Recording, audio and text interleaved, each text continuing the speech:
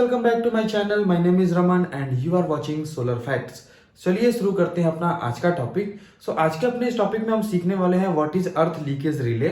अर्थ leakage relay की importance क्या है, इंडस्ट्री के अंदर क्यों लगाते हैं अर्थ लीकेज रिले, अर्थ लीकेज हमें किन किन चीजों से प्रोटेक्ट करता है। अर्थ लीकेज रिले को ऑपरेट करने के लिए हमें एडिशनली सीवीसीटी की रिक्वायरमेंट होती है और सीवीसीटी की हेल्प से और अर्थ लीकेज की हेल्प से हम कैसे अपने एमसीसीवीज को ट्रिप कर पाते हैं, वो भी चीजें आज हम समझने वाले हैं। सो बने रहिए हमारे इस वीडियो में।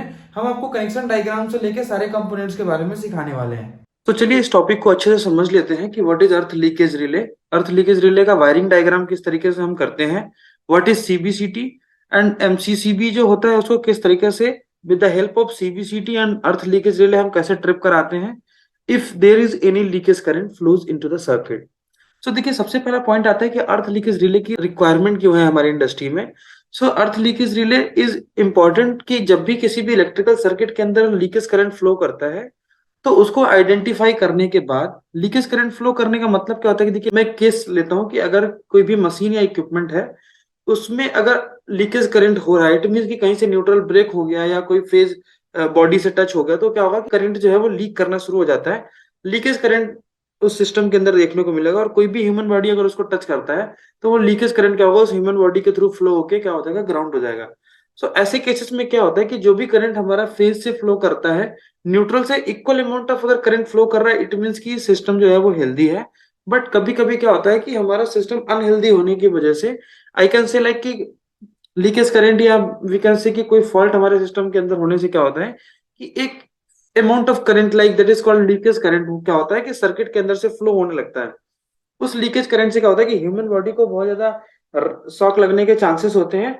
अगेन फायर के चांसेस जो हमारे सिस्टम में होते हैं because of this leakage current, वो भी हम उसको प्रिवेंट कर सकते हैं by using earth leakage current. देखिए इस अर्थ लीकेज करंट का जो असेंबली है वो डिस्प्ले में आपको दिख रहा होगा यहाँ पे मेरी स्क्रीन पे। इस स्क्रीन में आपको तीन कंपोनेंट दिख रहे हैं। एक दिख रहा है आपको एमसीसीबी जिसको बोलते हैं moulded case miniature circuit breaker.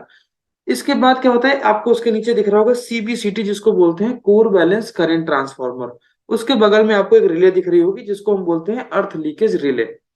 अब इन सभी कंपोनेंट्स के बारे में एक एक करके समझ लेते हैं। तो पहले एमसीसीबी के बारे में समझ लेते हैं। एमसीसीबी क्या करता है, ओवरलोड और शॉर्ट सर्किट के अगेंस्ट हमको प्रोटेक्शन प्रोवाइड करता है। एमसीसीबी जो होता है वो डिपेंड करता है लोड पे, कितना एम्पियर का लोड है उसके हिसाब से एमसीसीबी की रेटिंग हम अपने सिस्टम के लिए डिफाइन करते हैं। एमसीसीबी में एक इनपुट साइड होता है एंड एक दूसरा उसका आउटपुट साइड होता है। इनपुट साइड हम सोर्स से जो भी आ रहा है सप्लाई, यानी कि ग्रिड से जो भी वायर्स आप लाते हो वो आप इनपुट साइड में कनेक्ट करते हो एंड उसके बाद आप क्या करते हो, लोड को कनेक्ट जहां पे कर रहे हो वो आपका आउटपुट साइड में कनेक्ट हो जाता है। आप यहाँ पे बहुत क्लियरली देख सकते हो, this section is input section and this is your output section. जो भी हमारे एमसीसीबी जिसको हमें प्रोटेक्ट करना है फ्रॉम द लोड, जैसे क्या होता है कि इंडस्ट्री में एक कोई मान लीजिए 200 किलोवाट की इंडस्ट्री है, 300 किलोवाट की इंडस्ट्री है, फॉर एन एग्जांपल एक 200 एम्पियर का किसी इंडस्ट्री में जो आपका मेन जो एलटी पैनल होता है उसका जो इनकमर मान लीजिए 200 एम्पियर का है, तो हम जो ये सीवीसीटी का अरेंजमेंट बनाएंगे वो 200 एम्पियर के अकॉर्डिंग बनाएंगे, उसको ट्रिप कराएंगे। क्योंकि सर्किट में जब भी आपका कोई भी अनबैलेंसिंग देखने को मिलेगा वो आपके मेंस के पास भी आपको दिख जाएगा। मेंस में अगर कोई भी अनबैलेंसिंग होगा तो हम क्या करेंगे, सीधे जो मेंस का हमारा एमसीसीबी होगा, यानी कि जो मेन आपका एमसीसीबी होगा पूरे घर का या पूरे इंडस्ट्री का, उसको हम बंद करने की कोशिश करेंगे, उसको ट्रिप कराएंगे। क्योंकि अगर इस तरीके का कोई भी फॉल्ट अगर आइडेंटिफाई होता है सिस्टम के अंदर, राइट। अब उसके बाद देखिए एमसीसीबी का वर्किंग आपको ने समझ लिया है। जैसे ही आउटपुट केबल हमारा एमसीसीबी से निकलेगा वो हम किसके थ्रू लेके जाएंगे, सीबीसीटी के थ्रू। फुल फॉर्म मैंने आपको पहले ही बताया कि full form is core balance current transformer. अभी वर्किंग के बारे में समझ लेते हैं। देखिए ये इकलौता एक ऐसा सीटी है पूरे इलेक्ट्रिकल सिस्टम के अंदर, अदरवाइज आपने सीटी जो भी देखी होंगी उसमें क्या होता है, प्राइमरी वाइंडिंग होता है और सेकेंडरी वाइंडिंग होता है। ये इकलौता एक ऐसा सीटी है जिसमें प्राइमरी वाइंडिंग नहीं होता है, ओनली सेकेंडरी वाइंडिंग होता है। This is your secondary, this is your output of the secondary winding. Primary winding क्या होता है, प्राइमरी वाइंडिंग जो मेरा केबल होता है, जो मेरा एमसीसीबी जिसको हमको ट्रिप कराना है अनबैलेंसिंग के केस में, उसके सारी की सारी वायर्स हम क्या करते हैं, अक्रॉस दिस सीवीसीटी हम उसको लेके चले जाते हैं। इसके अंदर से हम इसको क्या करेंगे, केबल्स को वायरिंग करेंगे। यहाँ पे देखिए क्या होता है, जैसे इसका नाम है कोर बैलेंस करंट ट्रांसफार्मर, अगर ये बैलेंसिंग की कंडीशन इसको देखने को मिलेगी तो ये क्या करेगा, कोई भी सिग्नल जो है सेकेंडरी पे इसका कोई भी वैल्यू आपको रिसीव नहीं होगा इस सीबीसीटी के सेकेंडरी पॉइंट पे। इन केस अगर कोई भी अनबैलेंसिंग देखने को मिलता है तो क्या करेगा, सेकेंडरी जो है वो मेरा इनर्जाइज हो जाएगा, सेकेंडरी में मुझे वैल्यूज मिल जाएंगी। वैल्यू क्यों मिलेगी, क्योंकि हमारे को प्राइमरी साइड में, या हम कह सकते हैं कि जो हमारा एमसीसीबी हमारा लोड साइड में कोई भी लीकेज अगर हमें फाइंड आउट होता है तो क्या होगा, सेकेंडरी मेरा चार्ज हो जाएगा। अब देखिए इसको कुछ इस तरीके से समझ लीजिए कि मैं एक सिंपल अगर एक सिंगल फेज की बात करता हूं तो क्या होता है कि जो भी अमाउंट ऑफ करंट मेरा फेज से जा रहा होता है, सेम अमाउंट ऑफ करंट मेरा न्यूट्रल से रिटर्न हो जाता है। यानी कि एक पर्टिकुलर टाइम पे, किसी भी टाइम पे अगर मैं समेशन करता हूं करंट का, तो क्या होगा, ओवरऑल वैल्यू जो होगी वो जीरो होगी। फॉर एन एग्जांपल, एक बैलेंसिंग सिस्टम के अंदर, एक हेल्दी सिस्टम के अंदर अगर आर फेज से मेरा 10 एम्पियर जा रहा है, तो सेम 10 एम्पियर जो होगा वो मेरा ब्लैक फेज से वापस मिल रहा होगा, यानी कि न्यूट्रल से मेरा वापस आ रहा होगा। सेम केस में अगर हम क्या बोले कि अगर मैं थ्री फेज सिस्टम की बात करता हूँ, तो एक थ्री फेज सिस्टम में क्या होता है, किसी भी पॉइंट पे आपका जो समेशन ऑफ करंट होगा वो जीरो होना चाहिए। अब अगर सिस्टम में किसी तरीके का कोई प्रॉब्लम है, सिस्टम में कोई wire for an example cut के किसी के बॉडी से टच हो गया, किसी भी इक्विपमेंट मशीन से टच हो गया, या कहीं पे भी कोई भी इश्यू आएगा, तो क्या होगा, summation of current would not be zero. वो क्या होगा, जीरो होगा ही नहीं। यानी कि जब भी यहाँ पे कोई भी अनबैलेंसिंग की वजह से करंट डेवलप होगा सीवीसीटी में, तो ये क्या करेगा, सेकेंडरी को एनर्जाइज कर देगा। अब यहां से देखिए क्या होगा कि हमें यहां से मेरा एक प्रोसेस शुरू होगा कि जैसे ही मुझे एक लीकेज करंट सेंस किया मेरे सीवीसीटी ने, ये क्या करेगा, सेकेंडरी को एनर्जाइज करके टर्मिनल टी1 और टी2 पे हम क्या कर देते हैं, कनेक्शन करते हैं। यानी कि रिले का जो टर्मिनल टी1 और टी2 है, ये हमारा किससे कनेक्टेड होता है, सीवीसीटी के सेकेंडरी वाइंडिंग से। अब अगर आप यहाँ पे देखिए, दो तीन चीजें देखिए, यहाँ पे क्या है कि ये तीन पॉइंट्स देखिए आप, 32, 31 एंड 34। 32 इज एनसी, एनसी का मतलब होता है normally closed. This is your 31 is your common point. Common point पे हम क्या कर देते हैं, हम फेज की सप्लाई दे देते हैं। जैसे अगर आप यहाँ पे देखेंगे तो ये वायर कहाँ से कनेक्टेड है, इसके A1 पॉइंट से कनेक्टेड है, and this A1 is connected with the grid का आर फेज। यानी कि कॉमन पॉइंट पे हमेशा आपका क्या है, फेज यहाँ पे अवेलेबल है कॉमन पॉइंट पे। अब रिले के ऑपरेशन पे डिपेंड करेगा कि रिले किस कंडीशन में आपका ये जो 31 वाला पॉइंट, यानी कि जो फेज है, ये कब 34 पे पहुंचेगा।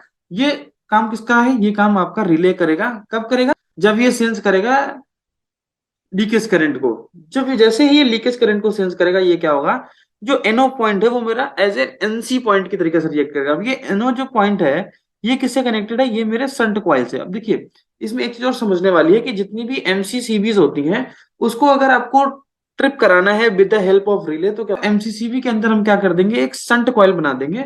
संट कॉइल को हम किससे ऑपरेट करेंगे, रिले के थ्रू। यानी कि जो कॉइल है उसमें हमको क्या देना पड़ेगा, फेज और न्यूट्रल, यानी कि एक वोल्टेज हम देंगे। उस वोल्टेज से क्या होगा, एक मैग्नेटिक फील्ड उसमें जनरेट हो जाएगा, और मैग्नेटिक की वजह से क्या होगा, हम अपने एमसीसीबी को ऑफ करा सकते हैं। सेम अगर आप यहाँ पे कंडीशन देखिए कि जैसे ही ये सेकेंडरी टी1 टी2 को सेंस करेगा, ये क्या कर देगा, मेरा जो कॉमन पॉइंट है वो कॉमन जो है वो एनओ को क्या कर देगा, एनसी कर देगा। जैसे ही एनसी होगा, यानी कि ये फेज जो है वो मेरा किसको पहुंच गया, मेरे संट कॉइल को पहुंच गया। और neutral is always connected, like neutral जो हमारा संट कॉइल का है, वो हमेशा परमानेंटली जो है वो ग्रिड की साइड से कनेक्टेड है। यानी कि अब इस कंडीशन में क्या होगा कि फेज और न्यूट्रल दोनों मेरे संट कॉइल को मिल जाएगा, जो कि संट कॉइल मेरे एमसीसीबी के अंदर एग्जिस्ट करता है, या जो हमने एमसीसीबी के अंदर डाला हुआ है।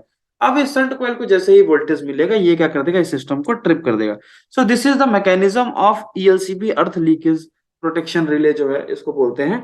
ये क्या कर देगा, जैसे ही कोई लीकेज करंट आएगा, इसको सेंस करेगा, और ये क्या कर देगा, संट कॉइल को वोल्टेज प्रोवाइड कर देगा। संट कॉइल क्या करेगा, आपकी एमसीसीबी को ट्रिप कर देगा।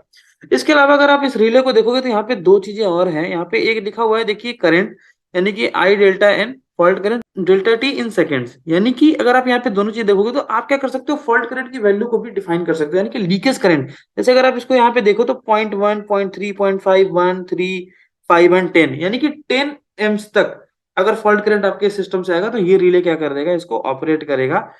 ये ज्यादा भी होता है, देखिए अलग अलग मैन्युफैक्चरर का अलग अलग आपको पैरामीटर देखने को मिलेगा। मैं आपको यहाँ पे केवल कॉन्सेप्ट क्लियर कर सकता हूँ कि होता क्या है।